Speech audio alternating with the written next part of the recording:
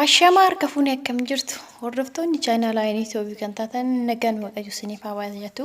Biyya keessas biyya alas warri jirtan iddoodhuma jirtanitti nagaan waaqayyo dachaadhaan isiniif haa baay'atu.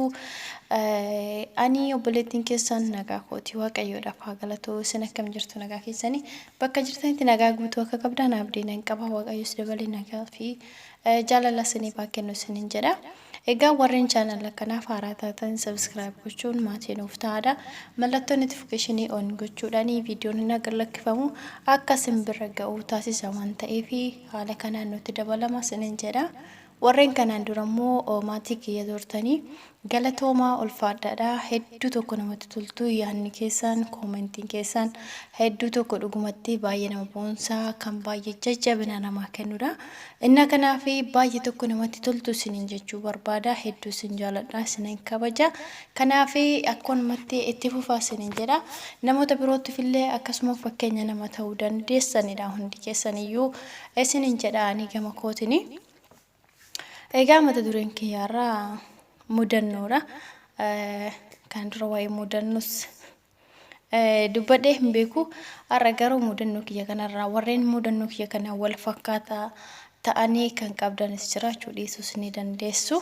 Garuu ana kan nama mudate kana amma osoo isin dhageessanii tarii akkamitti waan akkana wallaalta jechuu dandeessu. Garuu gara mudannootti adeemnu. Mudannoo kiyyas mudannoo zabanyaati. Zabanyaan kun immoo kan madaamiti immoo kan eenyuti jechuu dandeessu. Inna kanaaf hundaafuu viidiyoo hanga dhumaatti dhaggeeffadhaa eenyu akka ta'e asumarraan bartuu isin jechuu barbaada. Innis mana hiriyaa kiyya tokko naqee jechuudha. Achi gaafa naqu nagaa gaafatanii akkasumaan simataanii ni seenanii ta'a jechuudha. Akkasuma immoo jarreen afaan Amaaraatti kan isaan haasa'anii afaan Amaariffaatiin jechuudha kan isaan haasa'an jechuudha. Akkasuma warreen duuba dhufanillee akkasuma warreen afaan Amaaraa haasa'anii achi gaafa achi dhaqu warreen duuba dhufanii ዘበኛ ይዞኛል በእናትሽ እና ስንት ደቂቃ መሰለሽ በር ላይ የቆምኩ ዘበኛ ይዞኛል ፈተሻ ደግሞ የተለየ ነው ጀዱ አፋን አማርፋት እንጀቹላ አኒ ከነ ኬሳ ዘበኛን መከና እናሰን ወኑ ማነገር ገሩ የሳልፈ ይሰታርገን እንጀዳ kunis kan maanta'e ammas guyyaa biraa akkasumatti mana biraa deema jechuudha. Isaanis akkasuma warri Amaariffaa isaanii jechuudha. Ammas gaafa achidhannu barri laayinanyee ዘበኛ ይዞኛል ያው ታዩ ፈተሻ ደግሞ የተለየ ነው ጀዶቹራ ኢሳን አፋን አማራቲን አኒስ አማ ጋፋ ሰን ስለሁማ ዘበኛ አይነርጓኒ ኢሳንም ተካም ተርገን ጀደ የሮባዬ ጋፊነት ታየቹዳ እና የሮባዬ መነነሞታ xiqqoonarra qabeenya qabanii ta'uu hin oolan isaanii ani xiqqoo reefu qabeenya walitti fufunaannachaa jira jechuudha. Qabeenyi immoo maal akka ta'e booda isinitti hima jechuudha. Akkuma sammuudin intini na godhani anis asumaan akkas isinin jechuu barbaada. እና amma isaanii haala sanaan haasa'u jechuudha. ዘበኛ ይዞኛል ደግሞ ስንት ደቂቃ መሰለሽ በር ላይ የቆምኩ waan akkasii kana jedhu jechuudha. Ani kana keessa ዘበኛ dhumti kun kan akkamiiti ana kamitti arguudhaaf namoota biraa silaanii qaba. Ana kamitti manti sabanyaadhuma kana arguudhaaf mana nama kamiyyuu naqee sila umaan argu warri kan garuu qabamneerraa barri jirraa jedhu silayyuu maali wanti kun jedhee yeroo baay'ee gaaffii natti ta'a jechuudha. Achi amma kana maalan godhare osoo gaaffii natti ta'u taa'uu hin dandeenye jechuudha. Ganama gaafachuu qaban jedhe. Achi Injirti hiriyaan kiyya tokko ishinillee akkasuma afaan Amaariffaa taasofti haa ta'u malee afaan Oromoos ni beekti jechuudha. Ishii gaafadhe jennaanii ishiin ammoo akkasumaan jette. Gaafaan itti immoo adda baasee maal jechuudha. ዘበኛ ይዞኛል በር ላይ ነኝ ስንት ደቂቃ መሰለሽ በር ላይ የቆምኩ እና ደግሞ ፈተሻው የተለየ ነው ጀዱ ጋፋ ምን ነማረቀን እኔ ጉያ ተኩ ዘበኛ አርገን ቤኩ እንምት ከነከሚት ያኔ ማፋን አርጉዳ እንጀዴ ጋፋ ደካማ ይችላል ማለፊ እቹን የሮባየ ሰምኮ ከስትና ደብ በሩዋንን በርባደፊ ገሩ አርገስም ቤኩ ማልን ጎዳሬ ገሩ ወንተ ጭዶ ከታሚቲ ይፈራ ኢሳንቱ ደቻ ዳና ሳይመለ ጀቹዳ እና ጋፋ ነከነ ጀዶ ናማ akka malee natti kolfite jechuudha. kolfa qallaalee miti baay'ee tokko natti kofalte. Innaa gaafa kanatti kofaltu kan ishiin natti kofaltu irra gaafaan deebisaa dhagahan immoo kana nufi kootii kolfu caala jechuudha. Innis maal seetan asuma yuutuubii kanarratti jechuudha. As yuutuubii kanarratti amma gaafa namoota bira deemnu ni yeroo jalqabaatiif innaa yuutuubii jalqabu warra afaan Amaariffaa isaan kana waliin hojjechuu jalqabe jechuudha. Yeroo dhuman tokko jedhee jalqabachuudha guruppii isaanii keessan ture.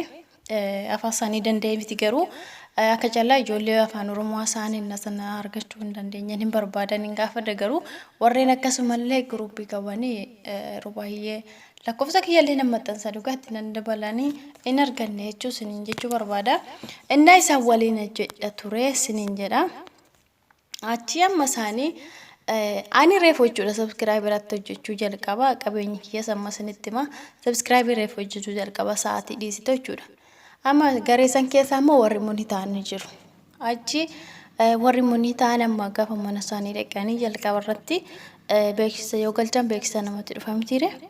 Achi isaan maal jedhuuni naan jette amma bijoon beeksisa isaanii maal jedhuuni zabanya jedhuuni isadha zabanyaanii osoo gara viidiyoo sanaatti hin darbin dura isa waan daawwattuuf daqiiqaa dheeraas gabaabaas itti fiduu danda'a. Kanaaf beeksisadha afaan Oromootiin isaan garuu muudidhaan akkasuma zabanyaa jedhuun malee beeksisa yookiin immoo mataawaqaa isa jedhamu sanadha naan jette. Ani koo amma ofitti kolfa jechuudha. Innaa maala godhare jechuun isaan dachaa yookiin immoo muudidhaan waan akkasii kana haasa'u malee ifaan ifatti guyyaa tokko beeksisa yookiin immoo mataawaqaa waan akkasii kana jedhanii hin beekan jechuudha. Achi gaafan kana baru inna kanaan guyyaa guyyaatti argaa oola mitiira jechuun warra munii ta'an bira gaafa deeman beeksisni akkasiin itti dhufa. Osoo garuu kallattumaan afaanii intinni afaan Amaariffaa ta'u beeksisa yookiin mataawaqaa jedhanii naagala mitiire. Ani kun kanumatu na dhibee ani wardiyyaadhumti kun eessatti isaan qaba. Amma ijoolleen tokko isaanii akkuma kiyya akka mana namaa jiranii eessa akka jiran wal beekna waan ta'eef zabanyaadhumti kun eessatti isaan qaba. Zabanyaan an akkamiiti. Mee akkamitti isaan qaban jedha kan maaliif akka kiyya kana sila ta'eef bilbiluma irratti sila ta'eef kan nuti wal agarru. Isuma yeroo baay'ee dhugaa sinin jedhame amma akka qallalitti yaaduu dandeessu waan ta'eef yeroo sana gaaffii guddaan ta'ee jechuudha. Achi ka gaafa kana ta'uu ani gaafa kana ta'uu baruu kan ammaanuma argaa mitiiree guyyaa guyyaatti jedheeni